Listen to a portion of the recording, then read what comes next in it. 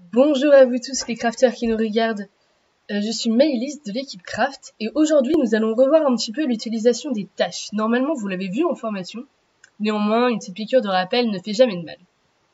Donc pour cela nous allons aller dans un chantier, donc nous sommes ici sur la version web bien évidemment. Donc je clique sur mon chantier, je retrouve mon fil de discussion et je vais pouvoir aller dans le petit onglet information ici. Je clique et je vois que j'ai différentes tâches qui sont déjà marquées. Marquage piquetage, terrassement. En gros, les tâches peuvent correspondre à deux choses.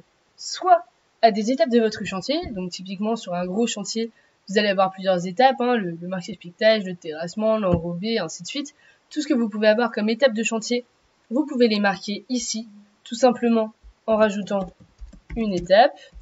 Ici, je remarque une étape marquage piquetage pour vous montrer. Mais voilà, vous rajoutez simplement en cliquant ici.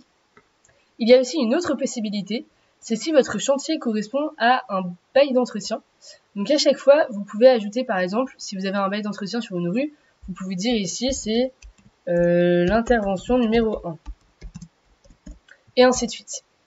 Donc voilà, vous avez vos tâches et vous allez pouvoir venir trier des photos, des documents, tout ce qui vous intéresse dedans. Si ça par exemple est une photo de terrassement, je fais un glisser et je dépose ici. Donc cela va vraiment être utile pour classer toutes ces photos et pouvoir avoir quelque chose de plus intéressant que juste un fil de discussion. Voilà. L'autre chose que nous pouvons remarquer va être la possibilité d'importer directement une liste de tâches, très pratique si vous avez plusieurs petites interventions à faire. Donc vous cliquez simplement ici, sur les trois petits points, puis sur importer une liste de tâches, et ensuite vous allez télécharger un modèle Excel qui vous permettra d'importer directement plusieurs tâches en même temps. Donc ça, c'est pour vous permettre de gagner du temps. Et enfin, à chaque fois que vous associez une photo à une tâche, la localisation qui va être associée à la tâche va être la localisation de la photo. Néanmoins, vous pouvez aussi aller dans une tâche. Ici, je vois localisation, c'est la localisation de ma photo. Néanmoins, je peux la changer. Je peux dire par exemple que cette photo est au 108 rue de Rennes par exemple. Je peux accéder à l'itinéraire bien évidemment en cliquant là. Et cela va me permettre de voir toutes les tâches ici. Et donc vous voyez, si je dézoome, j'ai la photo de ma tâche ici.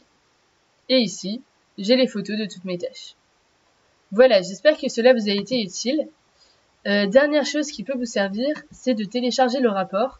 Ici, le rapport a un modèle par défaut qui est le modèle de Craft.